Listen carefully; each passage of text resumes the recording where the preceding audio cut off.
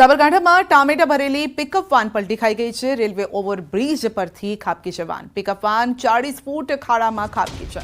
રાજસ્થાનના કોટાના બુંદીથી અમદાવાદ શાક માર્કેટમાં જઈ રહ્યા હતા। 1.5 ફૂટની દિવાલ કૂદીને પિકઅપ ડાલુ 40 ફૂટની ઊંડી ખાઈમાં પડ્યું। પિકઅપ ડાલુ પલટી ખાઈ જતા ડાલામાં રહેલ ટામેટા વેરવિખેર થઈ ગયા। ચાલક સહિત પિકઅપ ડાલાના માલિકનો બચાવ થયો છે।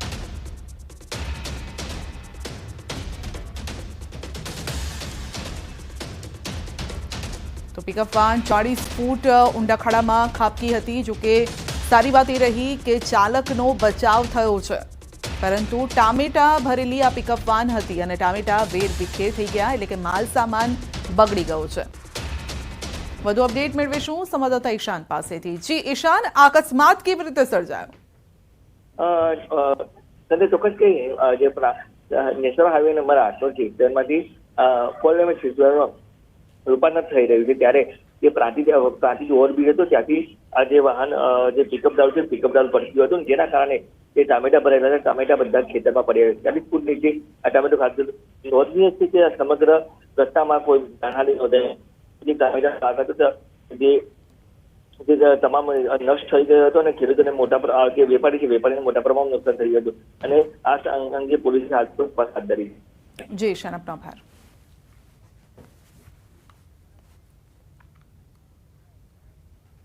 શાળા પ્રવેશોત્સવને લઈને છોટા ઉદેપુર જિલ્લામાં રાજકારણ રમાયું છે। જી હા, રાજકારણ ગરમાયું છે। ડેડિયાપાડાના ધારાસભ્ય ચૈતર વસાવાએ સીએમને પત્ર લખી અને શાળા પ્રવેશોત્સવ પર પ્રહાર કર્યા છે। પત્ર મુદ્દે તેમણે જણાવ્યું છે કે શાળા પ્રવેશોત્સવ સારી શાળાઓમાં થાય છે, તેની અંતરિયાળ વિસ્તારની શાળાઓમાં કરવો જોઈએ, અને સાથે જ તેમણે શિક્ષકોની ઘટને લઈને પણ પ્રહાર કર્યા છે। તેમણે કહ્યું છે કે 1300 શાળા એક શિક્ષકથી ચાલે છે, ત્યારે બાળકોના પ્રવેશને લઈને શિક્ષકોનો પ્રવેશોત્સવ પણ યોજવો જોઈએ। શાળાઓનું બાંધકામ સારું કરાવવું જોઈએ, અને તમામ મુદ્દે તેમણે પ્રહાર કરી અને સારી શાળા બનાવવાની અપીલ કરી છે। આ તરફ ભાજપના જિલ્લા પ્રમુખ ઘનશ્યામ પટેલે વળતો જવાબ આપ્યો। તેમણે કહ્યું કે સારામાં સારા શિક્ષણ માટે પણ સરકાર કટિબદ્ધ છે। રાજ્યમાં ભાજપ સિવાય કોઈ પણ સરકારે શિક્ષણ માટે આટલું કામ નથી કર્યું। સરકારને અપીલ કરીએ છીએ કે શિક્ષણ પર ધ્યાન આપે, ને ખાસ કરીને આદિવાસી વિસ્તારોમાં શિક્ષણ ખૂબ કથળેલું છે। શાળાઓમાં શિક્ષકો નથી, ઓરડાઓ નથી, મધ્ય ભોજનનો પૌષ્ટિક આહાર નથી અને ભૌતિક સુવિધાઓ નથી, ત્યારે તમામ બાબતે સરકાર ધ્યાન આપીને આ ભૌતિક સુવિધાઓ પૂરી પાડે એ જ અમારી લાગણી છે। સાહેબ, આવનારા સમય માટે અને આજના સમય માટેની આ જરૂરિયાત છે સારા પ્રવેશ ઉત્સવ। ભારતીય જનતા પાર્ટી બાળકોને શાળામાં પ્રવેશ અપાવવામાં ભારતીય જનતા પાર્ટીના કાર્યકર્તાઓ મદદરૂપ બને, શિક્ષણનું સ્તર ઊંચું આવે, એના માટેના ભારતીય જનતા પાર્ટી પ્રયત્નો કરી રહી છે। દિલ્હીમાં આપની સરકાર માત્ર શિક્ષણની વાતો કરે છે। એક પણ સ્કૂલની તપાસ કરો ઝીણવટ ભરેલી, તો સાહેબ કોઈ જગ્યાએ કંઈ શિક્ષણના ઠેકાણું આપણને દેખાય નહીં। વડોદરાના સુસેન તરસાલી રિંગ રોડ પર સર્જાયેલ હિટ એન્ડ રનનો મામલો।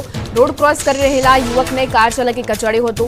સારવાર દરમિયાન યુવકનું મોત। મકરપુરા પોલીસે ગુનો દાખલ કરી ફરાર કાર ચાલકને ઝડપી પાડવાની તજવીજ હાથ ધરી। લોકસભાના સ્પીકર પદની ચૂંટણી, ઓમ બિરલા બન્યા નવા સ્પીકર। ધ્વનિમતથી ઓમ બિરલાની થઈ પસંદગી। કોંગ્રેસે કે સુરેશને ઉતાર્યા હતા મેદાનમાં। આઝાદી બાદ પહેલી વખત થઈ સ્પીકરની ચૂંટણી। પીએમ મોદી લોકસભાના સ્પીકર બનવા બદલ ઓમ બિરલાને આપી શુભકામના। કહ્યું એક નવો ઇતિહાસ બન્યો છે, આગળના 5 વર્ષનો અનુભવ કામ આવશે। 17મી લોકસભામાં તમારી મોટી ભૂમિકા હતી। 17મી લોકસભામાં કલમ 370 નારી શક્તિ, ભારતીય ન્યાય સંહિતા જેવા મહત્વના નિર્ણયો લેવાયા। સુરતમાં ટ્રાફિક નિયમોના ઉલ્લંઘન અંગે હર્ષ સંઘવીએ આપ્યું નિવેદન। હર્ષ સંઘવીએ માતા પિતાને સમજાવવા અંગે બાળકોને કરી અપીલ। કહ્યું માતા પિતાનો જીવ હોય છે, માતા પિતા હેલ્મેટ પહેરે, રોંગ સાઈડમાં ન વાહન ચલાવે। સુરતમાં કન્યા કેળવણી મહોત્સવ અને શાળા પ્રવેશોત્સવના કાર્યક્રમનું આયોજન। રાજ્ય ગૃહમંત્રી હર્ષ સંઘવીએ અલગ અલગ 3 કાર્યક્રમોમાં હાજરી આપી। હર્ષ સંઘવી બાલ વાટિકા અને ધોરણ 1ના બાળકોને શાળા પ્રવેશ કરાવી અભ્યાસ કીટ આપી। રાજ્યમાં આજથી 3 દિવસ કન્યા કેળવણી અને શાળા પ્રવેશોત્સવની ઉજવણી. બાળકોના ઉત્સાહ વધારવા સ્કૂલ ડ્રેસ, ચોપડા, બેગનું વિતરણ કરાયું. રાજ્યકક્ષાના મંત્રી મુકેશ પટેલ ઓલપાડ, સાયણ અને કોબામાં યોજાયેલ કાર્યક્રમમાં આપી હાજરી. ગાંધીનગરમાં કરાઈ શાળા પ્રવેશોત્સવની ઉજવણી. ગાંધીનગર ઉત્તરના ધારાસભ્ય રીટા પટેલે પેથાપુર પ્રાથમિક શાળા નંબર 1માં બાળકોને પ્રવેશ કરાવી પ્રોત્સાહન પૂરું પાડ્યું. આજે 33.32 લાખ બાળકોને શાળામાં પ્રવેશ કરાવવામાં આવશે. મુખ્યમંત્રી ભૂપેન્દ્ર પટેલે રાજ્યમાં શાળા પ્રવેશોત્સવ 2024નો શુભારંભ કરાવ્યો. ડાંગની સુબીર તાલુકાની બીલી આંબા પ્રાથમિક શાળાથી શાળા પ્રવેશોત્સવનો પ્રારંભ કરાવ્યો. મુખ્યમંત્રીએ બાળકોને અભ્યાસ કીટ આપી શાળામાં પ્રવેશ કરાવ્યો. શાળા પ્રવેશોત્સવની ઉજવણી શરૂ. વિધાનસભા અધ્યક્ષ શંકર ચૌધરીએ થરાદના નારોલીમાં બાળકોને શાળામાં પ્રવેશ કરાવ્યો.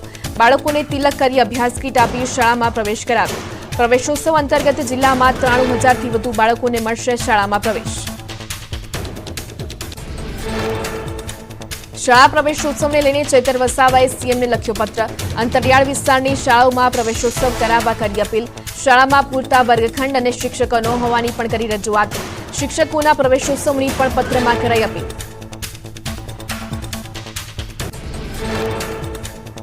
સૌરાષ્ટ્રના ભવ્ય મેળાનું થયું રાજકોટમાં આયોજન. 28 જૂન સુધી રાજકોટના રેસકોર્સમાં ચાલશે મેળો. 15 લાખ લોકો મેળાની મુલાકાત લે તેવી શક્યતા.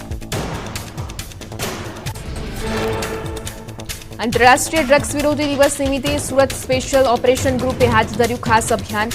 53 જેટલા રિક્ષાઓની પાછળ ડ્રગ્સના ગેરલાભને અંગે લગાવ્યા સ્ટીકર. સુરત પોલીસે કર્યું રેલીનું આયોજન. પોલીસ કમિશનર, એસઓજી, ડીસીપી અને પીઆઈ સહિતના અધિકારીએ આપી હાજરી. મહેસાણાની 17 જેટલી રેશનિંગની દુકાનોનો પુરવાનો 3 માસ માટે મોકૂફ. ગ્રાહકોને આસપાસની દુકાનમાં સામાન લેવા માટે શિફ્ટ કરાયા. ખેરાલુની એક દુકાનની ક્ષતિને લઈને 1,98,000 દંડ ફટકારી કાયમી ધોરણે પરવાનો રદ કરાયો.